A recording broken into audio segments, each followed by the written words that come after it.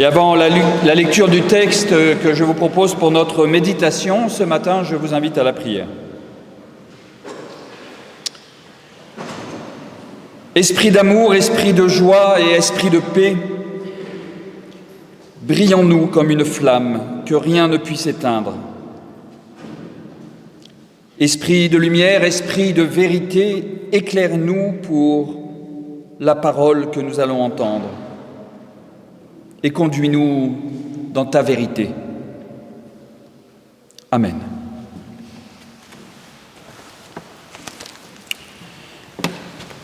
Parmi les lectures communes qui nous sont proposées ce matin, j'ai retenu dans l'évangile de Matthieu, au chapitre 14, les versets 13 à 21.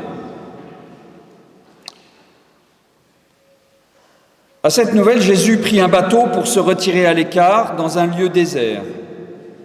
Les foules l'apprirent, quittèrent les villes et le suivirent à pied. Quand il descendit du bateau, il vit une grande foule et il en fut ému. Il guérit leurs malades. Le soir venu, les disciples vinrent lui dire « Ce lieu est désert et l'heure est déjà avancée. Renvoie les foules pour qu'elles aillent s'acheter des vivres dans les villages. » Mais Jésus leur dit « Elles n'ont pas besoin de s'en aller, donnez-leur vous-même à manger. »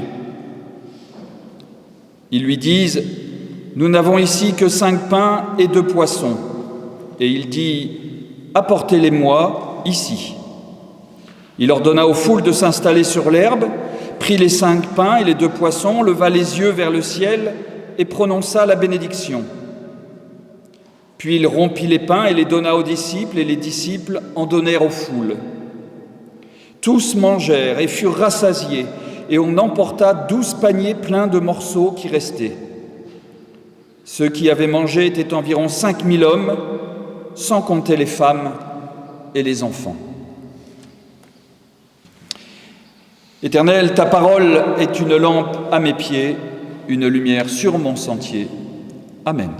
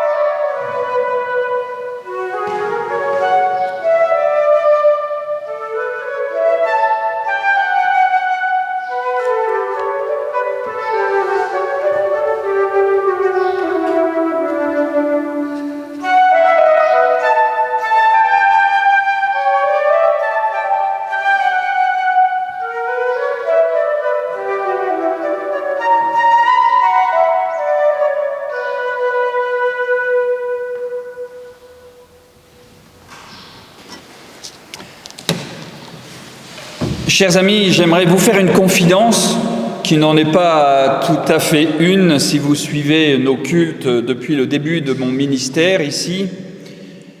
Si je devais choisir un seul récit de miracle dans les évangiles, eh bien ce serait probablement celui-ci. Pourquoi ?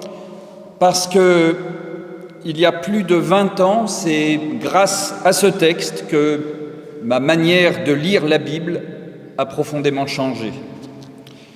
Bien avant de me lancer dans les études de théologie, en lisant le commentaire d'un prêtre catholique dans un journal, j'ai découvert quelque chose de simple, mais de décisif, et qui vous paraît peut-être à vous évident, mais qui ne l'était pas pour moi. Je découvrais que le texte biblique n'est pas un livre que l'on est appelé à prendre au pied de la lettre. La Bible est un livre que l'on est appelé à interpréter, à méditer, à relire encore et encore, jusqu'à ce qu'une parole de vie surgisse pour aujourd'hui et pour tous les jours de notre vie, et pour traverser les épreuves comme les moments heureux. Alors, depuis ce jour-là, je ne regarde plus ce récit de la même manière, ni le texte biblique d'ailleurs. Car ce récit, que l'on appelle communément la multiplication des pains, ce récit est fascinant, il intrigue, il résiste même à une lecture trop rapide. Plus on le relit, plus il nous pose de questions. Comment Jésus a-t-il fait pour nourrir une si grande foule, 4000 ou 5000 personnes selon les textes ?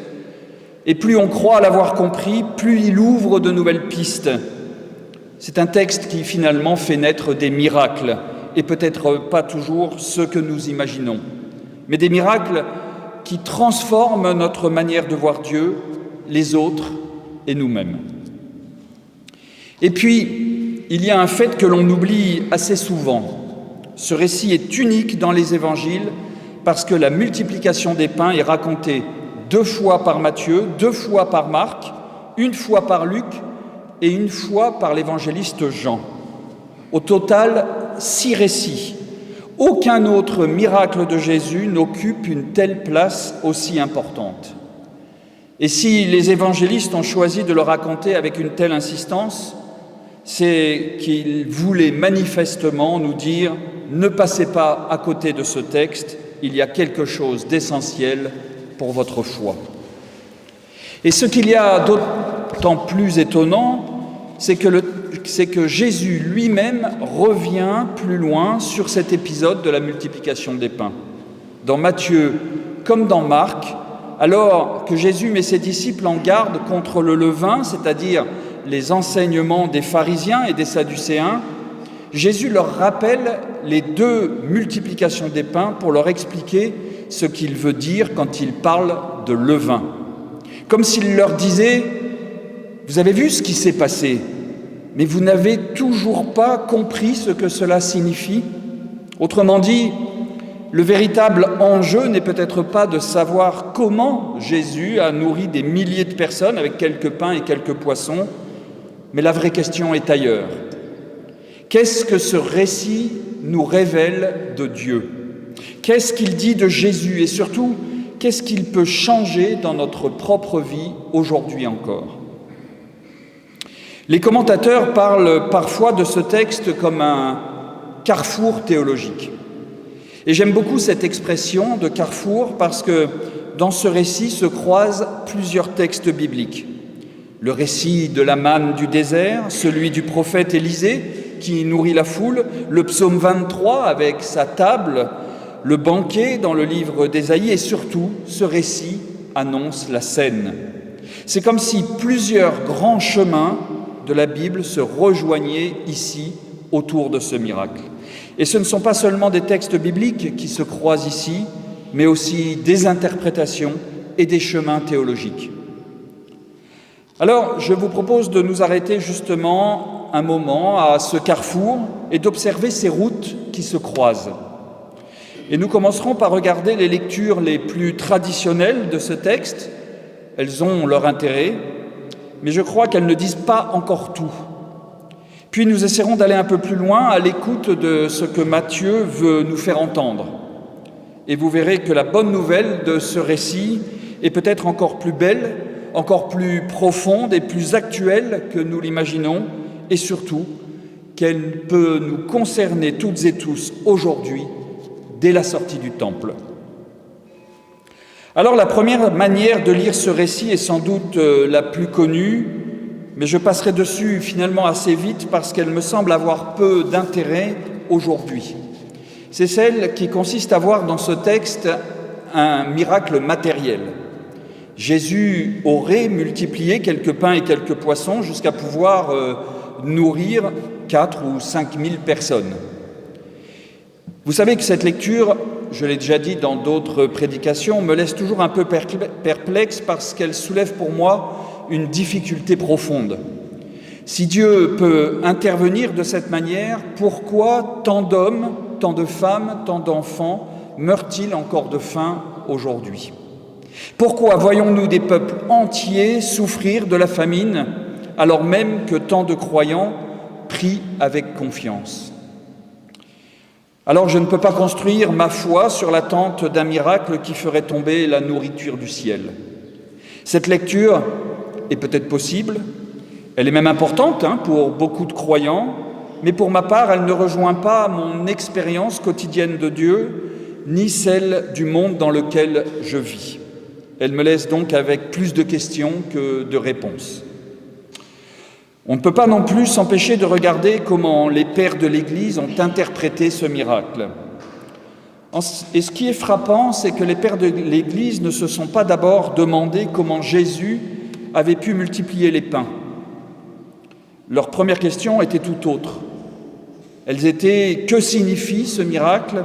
Que révèle-t-il de Dieu ? Que dit-il du Christ ? Quel chemin de foi ouvre ce miracle ? Les pères de l'Église étaient convaincus que l'essentiel n'était pas dans la façon dont le miracle s'était réalisé, mais pour eux, ce récit était avant tout un signe qui indiquait quelque chose et qui renvoyait à une présence de Dieu qui était à définir et à chercher. Plusieurs d'entre eux voient en Jésus un nouveau Moïse qui nourrit son peuple, non plus avec la manne du désert, mais avec une nourriture qui donne la vie véritable. D'autres, comme saint Augustin, rappellent que celui qui multiplie les pains est aussi celui qui, chaque année, fait pousser les moissons. Le miracle exceptionnel attire simplement notre regard sur le miracle quotidien de la création. Un autre, Origène, quant à lui, propose une lecture encore différente, mais vous allez voir qu'elle rejoint peut-être la lecture que je vais vous proposer à la fin. Les pains deviennent l'image de la parole de Dieu. Et contrairement à un pain ordinaire qui diminue lorsqu'on le partage, la parole ne s'épuise jamais. Plus elle est annoncée, plus elle est méditée, plus elle est transmise, plus elle nourrit ceux qui la reçoivent. C'est une lecture que l'on retrouve dans la compréhension d'ailleurs du verset dans le Notre Père, lorsque nous disons « Donne-nous notre pain quotidien ».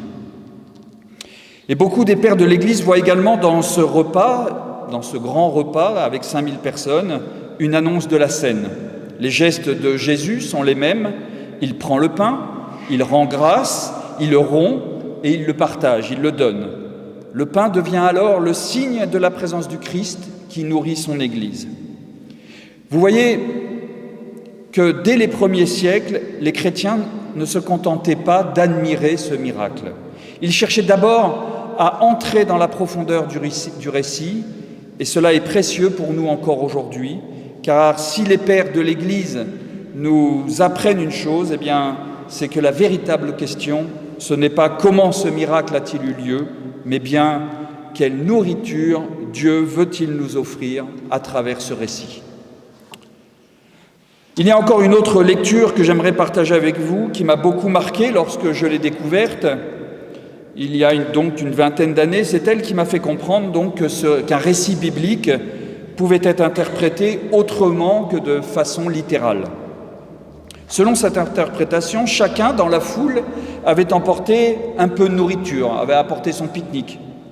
Mais chacun le gardait soigneusement pour lui par peur de manquer. La parole de Jésus, sa manière d'être, son enseignement, la confiance qu'il inspirait, aurait alors provoqué un véritable miracle, non pas dans les pains, mais dans les cœurs. Les uns après les autres, chacun aurait osé sortir ce qu'il avait apporté. Chacun aurait accepté de partager sa petite réserve personnelle. Et finalement, il y en a eu plus qu'assez pour tout le monde. Alors j'aime cette lecture parce qu'elle met en évidence quelque chose d'essentiel dans l'Évangile, le partage, la solidarité, l'attention portée aux autres, à son voisin. Elle nous rappelle que bien des miracles deviennent possibles lorsque nous cessons de vivre de façon égoïste et dans la peur de manquer. Et puis, reconnaissons-le, tous ceux qui ont déjà participé à un repas partagé savent très bien qu'il y a toujours plus de reste que prévu. Mais là encore, je crois que Matthieu veut nous conduire plus loin. Car si le récit ne nous parle finalement que de partage et de générosité, Jésus devient surtout un remarquable éducateur, un grand moraliste, quelqu'un qui nous apprend à être meilleurs les uns envers les autres. C'est déjà pas mal, me direz-vous. Mais est-ce vraiment la bonne nouvelle que Matthieu veut nous annoncer? Est-ce pour nous dire simplement partager davantage, que ce récit est raconté 6 fois dans les évangiles? Je ne le crois pas, il y a, à mon sens, une raison supplémentaire. J'ai le sentiment que ce texte nous invite à découvrir quelque chose de plus profond. Non seulement une manière de vivre ensemble, mais une manière aussi nouvelle de comprendre Dieu, de comprendre Jésus et finalement de nous comprendre nous-mêmes. Alors j'aimerais maintenant vous proposer encore une autre lecture moins classique. Une lecture qui prend au sérieux les paroles de Jésus lui-même et qui ouvre, me semble-t-il, une compréhension beaucoup plus profonde de ce récit. Pour comprendre, il faut avancer de quelques pages dans l'évangile de Matthieu. Au chapitre 16, Jésus est de nouveau seul avec ses disciples. Ils ont oublié d'emporter du pain et ils s'inquiètent de ne rien avoir à manger. Et Jésus leur dit alors « Gardez-vous du levain des pharisiens et des sadducéens ». Mais les disciples comprennent ces paroles au premier degré. Ils pensent que Jésus leur reproche simplement d'avoir oublié du pain. Alors Jésus paraît presque s'impatienter et il leur répond, et je cite ces quelques versets, « Pourquoi raisonnez-vous, gens de peu de foi, en vous disant que vous n'avez pas de pain? Vous ne comprenez pas encore, vous ne vous rappelez pas les 5 pains des 5000 et le nombre de paniers que vous avez emportés, ni les 7 pains des 4000 et le nombre de corbeilles que vous avez emportés. Comment pouvez-vous ne pas comprendre que ce n'est pas de pain que je vous parlais ?» Et Matthieu conclut avec cette phrase étonnante, décisive. « Alors ils comprirent qu'ils avaient dit de se garder non pas du levain des pains, mais de l'enseignement des pharisiens et des sadducéens. » Je trouve ce passage édifiant pour la compréhension de notre texte, car c'est Jésus lui-même qui invite ses disciples à quitter une compréhension uniquement matérielle du pain pour entrer dans une compréhension symbolique. Le levain ne désigne pas ce qui va faire gonfler la pâte pour fabriquer le pain, il désigne un enseignement qui va nous faire grandir, une manière de penser qui va nous édifier et une manière de regarder Dieu et le monde. Alors dès lors, une question se pose. Si au chapitre 16, le levain et le pain renvoient à un enseignement, ne faut-il pas relire autrement les récits de la multiplication des pains auxquels Jésus fait justement référence à cet endroit-là? Et si ce qui nourrit véritablement les foules n'était pas d'abord un pain sorti du four, mais plutôt une parole qui ouvre, qui relève, une parole qui fait du bien et qui fait vivre. Cette hypothèse, je crois, change profondément notre lecture.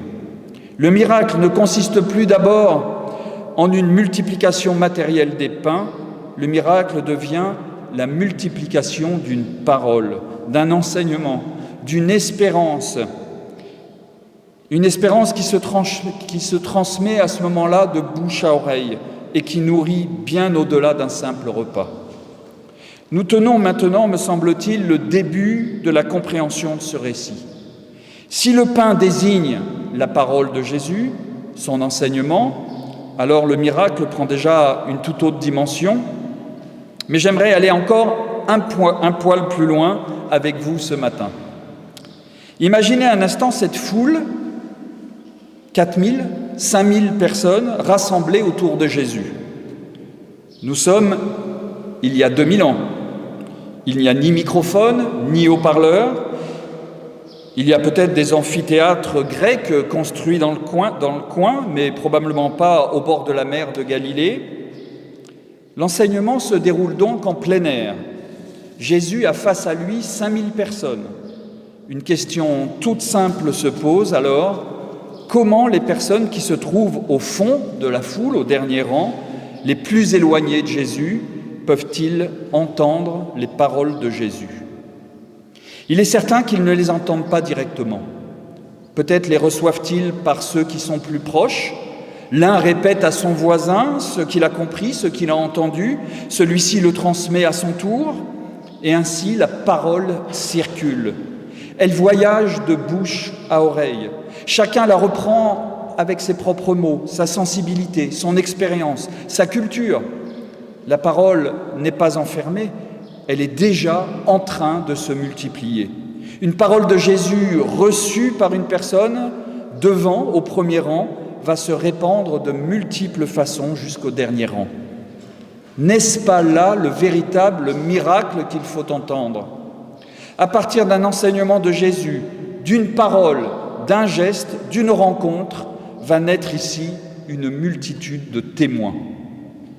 Puis une multitude de communautés, puis une multitude d'églises.